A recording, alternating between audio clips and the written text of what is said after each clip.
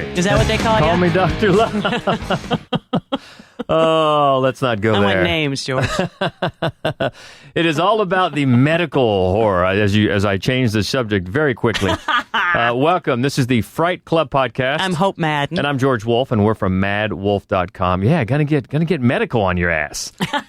Your asses this week with the medical horror. This should be interesting, but of course, we're always looking ahead, looking to the fun coming up, and that includes the Satan movies, double dip of Satan movies next week. It's going to be our Fright Club podcast and our Fright Club Live. That's right, because we always like to match those up in our next live event, which is Wednesday the 9th at Gateway Film Center. 6:30 happy hour, 8 o'clock. We are going to unspool Shaitan. It's going to be the first time this is ever actually shown in Columbus, which is very exciting. Yeah, this is very exciting, and I know a lot of people are geeked to see this. Because it's kind of hard to get a hold of, to tell you the truth. It's hard to get.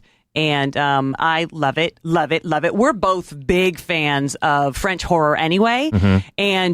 And this is it's not just sort of extreme in the way a lot of French horror is. It's weird. It's super weird. And Vincent Cassel is awesome. Well, you have, and plus you've been quoted many times as saying it is batshit crazy. That's true. So I have said that, and I will stick by it. You can't say that without, because if it's not, we're going to call shenanigans. Okay. And so everybody's geeked about that. So yeah, it should be good. Shaitan, the first Columbus screening, and that's going to be Wednesday the 9th again. Yeah, Gateway Film Center in Columbus. Always a good time. Get there early if you can. If you can't, understood. We had a lot of people come in, right at showtime last Fright Club Live, and that's totally fine. Sure. Because But if you get there at 6:30, you can have some drinks with us, and George brings prizes.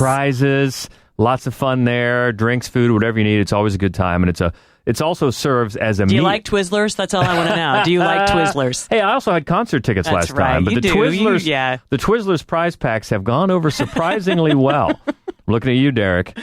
No, they do.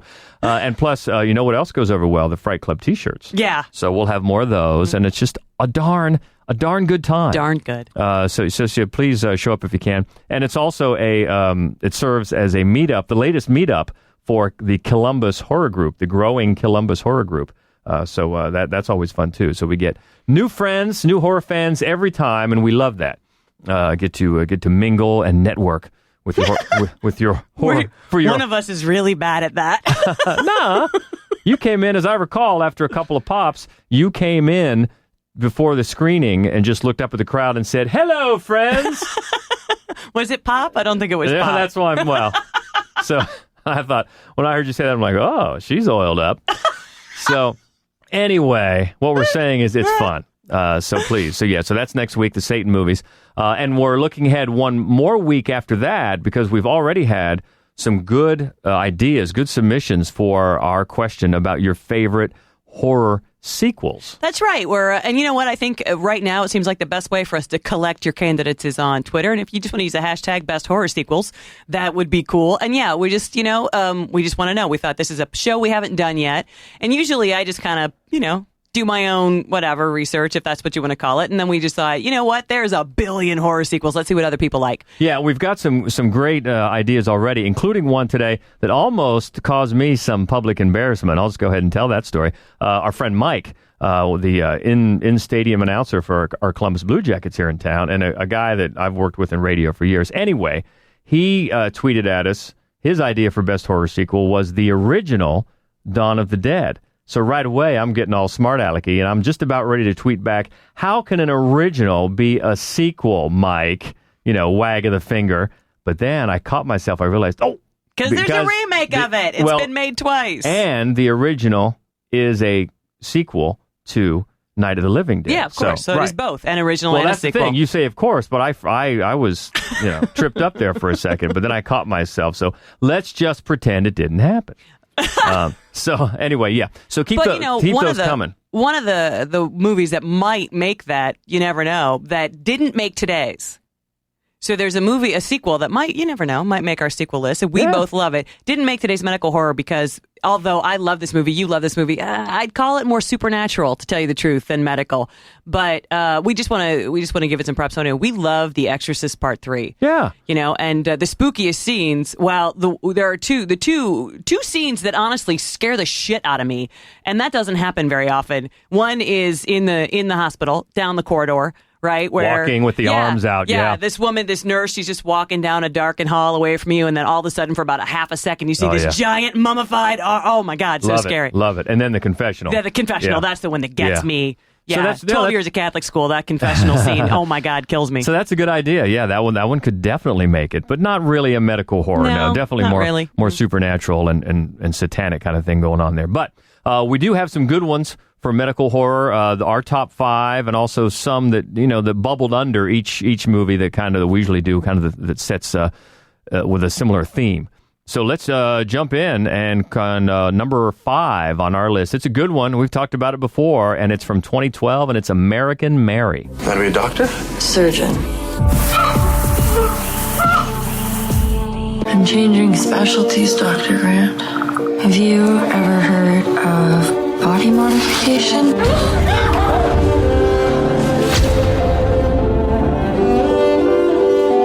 Do you think I'm crazy?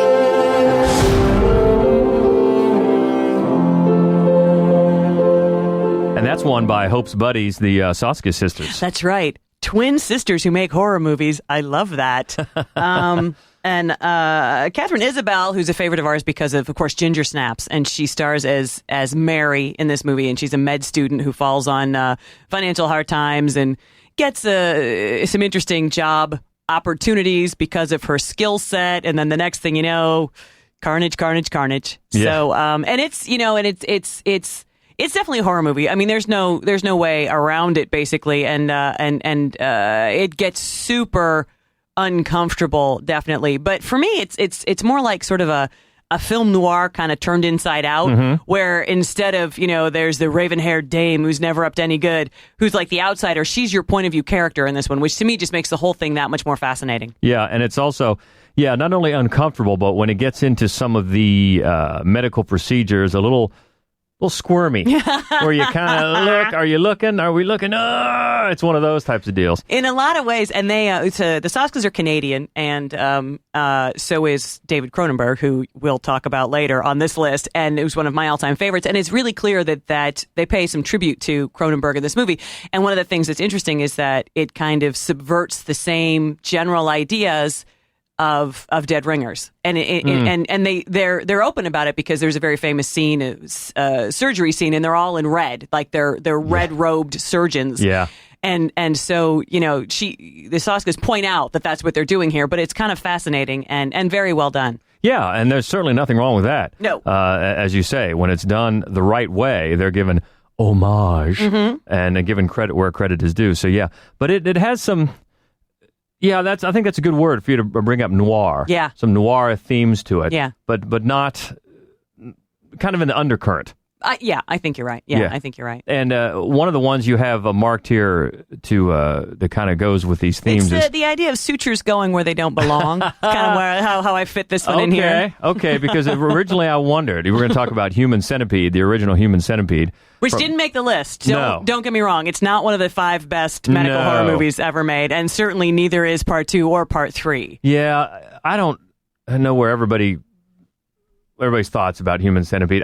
The first one, okay, but I really don't have a whole lot of a use for it. I mean, the guy is certainly creepy, Dieter. Yeah. But the first one, I guess it has its moments. But yeah, I'm with you. I certainly wouldn't put it anywhere on this list. No, I enjoyed it more than you did, certainly. And it's I am such a sucker for a good villain. And yeah.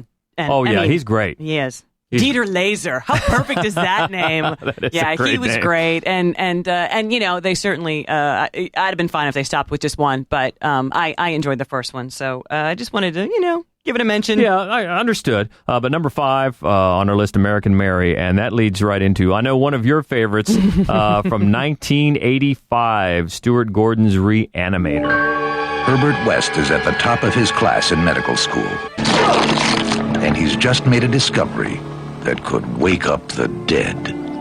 Herbert West has effected reanimation in dead animal tissue. Herbert, you're insane! Now what happened? I had to kill him! He's dead? Mr. West. You'll never get credit for my discovery. Who's going to believe a talking head? Get a job in a sideshow. It will scare you to pieces. Not just my favorite. This is one of everybody's favorites. Yeah, and also one of the classics from Scream Queen Barbara Crampton. That's right. Yeah. That's right. Who doesn't love her? Everybody loves her. And she's had really a resurgence in the last couple of years. Has, I've seen her in 2 or 3 fun indie horror movies in the last few years. So good for her. She was awesome. in the one about the house. What was that called? About We Are the Still house? Here? We Are Still Here. And she was just in one that I saw that's playing Fright Fest. So it'll probably be released globally sometime soon, called Road Games, which was creepy. And she was great in that. So. Yeah. Well, this is definitely one of her classics and a classic all the way down the line. Of course, the brilliant but a little weird doctor finds out Herbert West, look out! finds a way to reanimate the dead, and it ends up with the disembodied head, and then there's head, and there's all sorts of stuff going on, and there's definitely some dark, bloody humor involved here. It's very funny in a macabre way, and there's a lot. It's a low budget affair, and there's a lot of very flat acting happening here. But the handful of performances that are great, really, you don't even. It makes it all worthwhile. And among the best there, I mean, obviously, actually Barbara Crampton because she has talent, but Jeffrey Combs, who plays Herbert West, it's like he's just found the perfect exact sort of steps to take where he's got that glare and that pout and great comic timing, but he's still sort of menacing, and he doesn't turn it into like a caricature, but he's great. He's great. Yeah, he's great, and he gets some funny lines. The script is funny, and it certainly adds that weirdo kind of humor to it. And one that you have listed underneath here that I haven't seen from 2000 called Anatomy. What's going on there? This is actually a German film, and if you pop over to screenrelish.com at any point, I have the Saturday Screamer this week. Actually, every Saturday they do if you're sitting around on Saturday, here's a horror movie to watch, which is a lot of fun, and I get to write them about every few weeks. And so Anatomy is the one that I put on there this week, and it's a German film with Franka Potent. And it's actually directed by a guy named Steven Razowitzki, who also directed the Oscar-nominated film The Counterfeiters. Really? Yeah. And wow. I know, in the year 2000, Anatomy was the highest-grossing film in Germany. It's huge there, and basically no one else has ever seen it. And it's, remember those Body Works exhibits where, this is basically what it is. Like, these med students are bad people, and they're turning other people into those Body Works exhibits. It's kind of fascinating. It's better than I'm making it sound. It's actually it's a bit of a slasher. Honestly, at its heart, it's a slasher. But the performances are great, and it does this weird, it's got this really weird sort of corporeal horror about it that I just love. That's interesting. You bring up that Bodywork exhibit. And if you don't know what we're talking about, it's a traveling exhibit that's gone around to a lot of the science centers. It came to the one here in town, and it was able to give you a look at the human body, like with the skin off, all the muscles and how they contract. And they're actually human bodies. Yeah. And when you look at it, it really looks like something out of a horror movie. Yeah. And they first started going around, 5-6 years ago or so. I have no idea. But that's interesting because that could be a good premise for a movie. So that's Anatomy from 2000. Interesting. Haven't seen that. Moving up to number 3, a classic. We just talked about David Cronenberg, and this is the one that the Saskias were homaging. Dead Ringers from 1988. By every scientific measure, they are absolutely the same. They share everything. You haven't had any experience until I've had it too. Doctor, you've cured me. You mean to say there's 2 of them? They're twins, dear. For working on mutant women. Radical technology was required. Something radical is definitely required. Dead Ringers. Separation can be a terrifying thing. Yeah, it's Jeremy Irons, the evil twins. That's right. And Genevieve Bujold, what happened to her? I don't know. Wow. I know she doesn't fare well in this movie. No, she does not fare well. And it's interesting with the one twin, the twin and the evil twin, where one has more nefarious motives than the other. Yeah, in this one, it kind of goes back and forth. You think you know who the baddie is at first, but then it's the nice guy who kind of deteriorates and winds up, with that tray of handmade medical equipment and the older lady in the stirrups. And then there's that Oh, my hook. God. Call me a girl, but that is the most uncomfortable scene I have ever seen in a movie. Girl. Oh, my God. I'll call you a girl if you call me Dr. Love. And we'll turn the microphones off. And anyway, there are some implements. Yeah, some there implements in there. But more than anything, I mean, Jeremy Irons is he's just masterful. And he creates two completely separate but beautiful, believable characters. And like most twin horror, it's just most movies with twins in it, actually. The whole film is about separation anxiety. And oh my God, he's so wonderful. He's so wonderful in everything. But also, not just separation anxiety, but there's many films, at least a few of Cronenberg's films, with body image, body horror, body... All of them. Yes, All of them. I mean, honestly, we could have put almost any Cronenberg film on this list. And that theme is in this movie as well. Oh, in a huge way. And also The Fly, The Brood, Shivers, Rabid. Basically, all of his movies could have made this list. I love David Cronenberg. And you know what else could have made the list? Well, his son... Brandon Cronenberg made a movie a few years ago called Antiviral, which is a very Cronenberg film. Very. That was interesting. It was. It really was. And if you wouldn't have known who did it, or the director had the last name of Cronenberg, you would have said, "Oh, this has Cronenberg written all over." Yeah. And that was very interesting. Mm-hmm. He's David Cronenberg the Elder has that type of body image running through so many of his movies. Even you could see it in Maps to the Stars. Yes. Here just a couple of years ago, which if you haven't seen it, not a horror movie at all, but if you haven't seen it, it's worth checking out. Yeah, I mean, all the preoccupations that he had when he made horror films, he brings to his mainstream movies. I remember Eastern Promises, which for me is probably the best movie he's ever made. In the very opening, there's a very, very pregnant woman, and she stumbles barefoot into this convenience store, and then there's just blood everywhere, and I'm like, oh yeah, that's a Cronenberg movie right there. Well, then there's that whole fight where Viggo Mortensen is buck naked. Well, there's less blood in that. I mean, it's very, call me a guy, but you're going, oh, yikes. Where's the knife? Yeah, where is that knife? Woo! But Dead Ringers is one that, I don't know, is it fair to call it a cult movie? It seems to me when you talk to people, a lot of times it has that kind of a cult following. I think you're probably right. And it's funny because Cronenberg himself has said that he doesn't consider it a horror movie. But the fact, again, that it is a couple of gynecologists who are on the downward spiral to insanity, I'm going to beg to differ. It's definitely a horror movie. She begs to differ. I would agree. A horror movie, and number 3 on our list of medical horror. And another one that is number 2. And this is one, I remember this is one... I think I saw this first a good bit of time before you did, and I kept wanting to talk to you about it, and then I can't, because I can't even risk of spoiling let's just say spoiling it for you, and that is from 2011. It's The Skin I Live In. Yeah, that's one of the theme songs. It's a foreign film. Pedro Almodovar. Right? Almodovar. Mm-hmm. Okay. And he usually just goes by that, Almodovar. Yeah.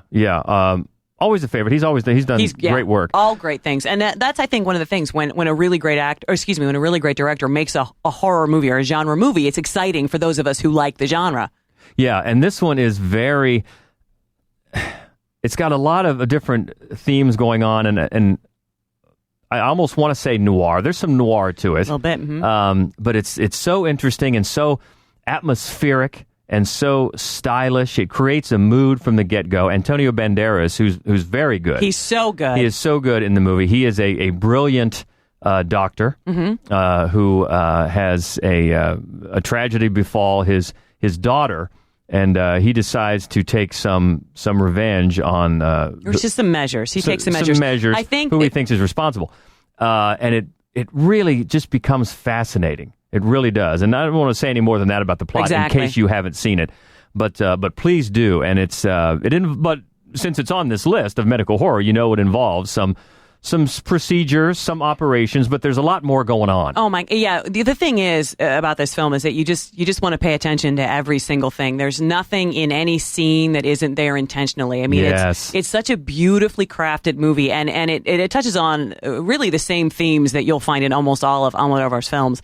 But it's so surprising. There are reveals in almost every scene, which is why we're not going to get into the plot at all. You really need to see it. Although he clearly took some inspiration from the 1960 film Eyes Without a Face. Oh yeah. Another great medical horror. Mm-hmm. Another beautiful, atmospheric, creepy movie. And that was on one of our lists. Our best of the 60s. Best of the 60s. I was on that one. And for good reason. I'm sorry. Go ahead. And the other movie that, and I'm sure that this didn't feed into what Almodovar was doing, but the other movie that it reminded me of to a certain degree was The Woman. Not thematically at all, but there's just sort of a similar element happening there of control and sexual gender identity, and just, but the thing that about it's weird. This movie, The Skin I Live In, is a lot of weird stuff happens. Yeah, you got to spend a lot of time going, what the hell is happening right now? But it all works out. It makes perfect sense, and it's just beautiful.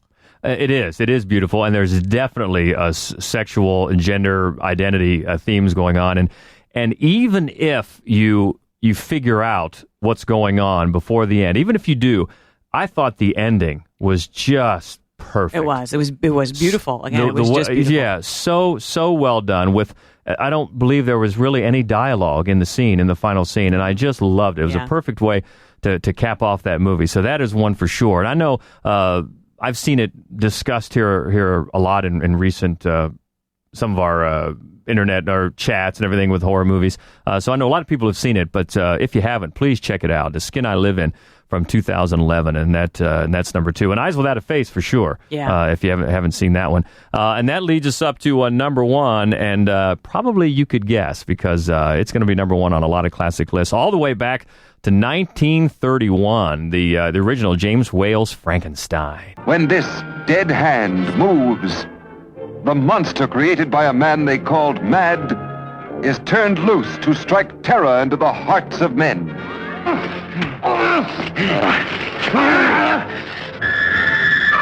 This is the story you've heard about. The spine-tingling, blood-chilling story that stuns your emotions. Frankenstein. Oh, it's alive! It's alive! It's alive! It's alive! Yeah, that one, that's the granddaddy of them all, right? That set the stage for honestly, so many others. Basically almost everything. Almost any medical horror film has its root in Frankenstein. And by the way, Bride of Frankenstein getting a lot of love in our best horror sequels, by the way. Yes. And understandably so. Oh, my God, yes. So, yeah, I mean, it could be on this as well. I mean, there's not, the Frankenstein obviously is the one you talk about as was Bride of Frankenstein, but both of them are just masterpieces of cinema. Yeah, and if you know anything about James Whale, there's definitely some social underlying themes in the story of the monster and being an outcast and things like that. Well, this, for me, actually, one of the reasons that the James Whale version, for me, is considerably better than any of the other thousands of other versions that were ever made is that James Whale's preoccupation was the monster. Everybody else is interested in the doctor, which, who cares? One more doctor with a God complex, who cares? But James Whale really devotes most of your empathy and sympathy and interest in the monster, and then, of course, found the perfect actor, not to mention makeup artist. Yeah. So what they created was such an icon and of just this man-child, right? Of just, all of the sort of the passion and shame and excitement and exuberation of a child with the strength of a monster. It was just beautifully put together and perfectly executed. Yeah, and really you have to go back to the original, to Mary Shelley's the novel and everything that's contained within. But this version, it almost makes you wonder why. I mean, you point out a good reason why, but why it's been so hard to update it and not just embarrass yourself. Yeah, I mean, what was that last one? That I, Frankenstein? There's another one coming out. Serious? Coming out in November called Victor Frankenstein, right? With Daniel Radcliffe and that guy who looks like Riley. Riley's our son, by the way. It's one of those where... Sorry, McAvoy. James McAvoy. Oh, James McAvoy. Daniel Radcliffe and James McAvoy. and so Radcliffe plays Igor, who's the point of view character, and McAvoy plays Frankenstein, Dr. Frankenstein. And I thought for a long time that it was a comedy, but apparently it is not. I Frankenstein was a comedy. Yeah, unintentionally. But yeah, it makes you wonder. You go all the way back to 1931, and with all the updates and all the advances in technology or what have you, it still comes down to telling a story. Yeah. No matter what it is. Yeah. And that they haven't even come close. They haven't come close. They haven't. So that the original, you mentioned Boris Karloff, and perfect, just perfect. And that's from all the way back, as I said, to 1931. But one that we were going to mention, a couple others we were going to mention in this vein. A really weird one that took a weird turn from 2009, and that's Splice. Took a couple of weird turns. It did. Sarah Polley and Adrian Brody, and I don't know if that one was it a total bomb? I think it was. It's another Canadian movie, actually. Now that I think about it, a lot of the movies for some reason on this list are Canadian. I remember when we watched it, and I it's kept, one of those. Oh, you're going there. Exactly. As it kept getting closer, I'm thinking, are they going to go there? And they went there. So it's almost like watching an accident scene or something. You're like, am I going to keep watching this? Okay, just for curiosity's sake, I'm going to watch it. But it has that same God complex kind of thing. Yeah, I didn't dislike it. I thought it was decent. And, of all of the sort of clone type movies that are out there, I thought it was probably among the best. It was certainly the most, I think, horror, really. And I think that's partly due because Vincenzo Natali, who also directed The Cube, which is one of the greatest Canadian horror movies that there are. We got to do a Canadian horror. Clearly at this point, I realize we got to do one on Canadian horror. Yeah. America's Hat. And then also from 2002, old Lucky McKee with May. I know we like that. Yeah, that's and that's got definitely a Frankenstein kind of a feel about it, where she's trying to make herself a friend with the body parts of other people. But it's such a wonderful movie. I love May so much. I love Angela Bettis's performance. I love all of the performances, and I love how invested you are in this character before it just turns into a just bloodbath. Mm-hmm. And so you're still siding with her, regardless of the fact that she's the one with the saw and the small refrigerator. Yeah. And we can't talk about Frankenstein without at least a nod to Young Frankenstein. Yes, which is another great the one. Mel Brooks classic. But at number one on our list, Frankenstein. And you know what? As always, maybe we missed a couple. Maybe there was some. Maybe people want to give a lot of love to the Human Centipede. Yeah. And if so, please do. We love the conversation. Twitter is an easy way. That's we're at Mad Wolf, MADDWOLF, and we're Mad Wolf Columbus on Facebook. We've got the Columbus Horror Group too that gets a lot of action on Facebook, and also we both write for ScreenRelish.com. So lots of ways, and also through Golden Spiral Media, the lovely people who host our podcast. Yes. And you can leave us comments directly there. Yeah, so please do that if we missed any, or if you disagree with any of these medical horrors, and also keep those recommendations coming for best horror sequels, and you can just use that hashtag on Twitter because we've got some great comments already. Not quite as many as we had for the most horrific scene. Yeah. That one got that one got a real landslide, but a lot of good ones. You've still got time because that's for 2 weeks. 2 weeks that's off because 2 weeks. Of course next week again Satan. Why? Shaitan, that's Fright right. Club Live. So come out. Come out. We would love to see you. Again, that is Wednesday night, September the 9th, Gateway Film Center right there on High Street in Columbus. Happy hour starts at 6:30 with the beers on tap, and then at 8 o'clock the movie. Lots of prizes, T-shirts, Twizzlers prize packs. You know you want them. and hopefully I can grab some concert tickets too. So look forward to all of that. We look forward to talking with you on Twitter and Facebook and more. And until next time, I'm Hope Madden. And I am George Wolf. This is the Fright Club Podcast. Stay frightful, my friends. They call me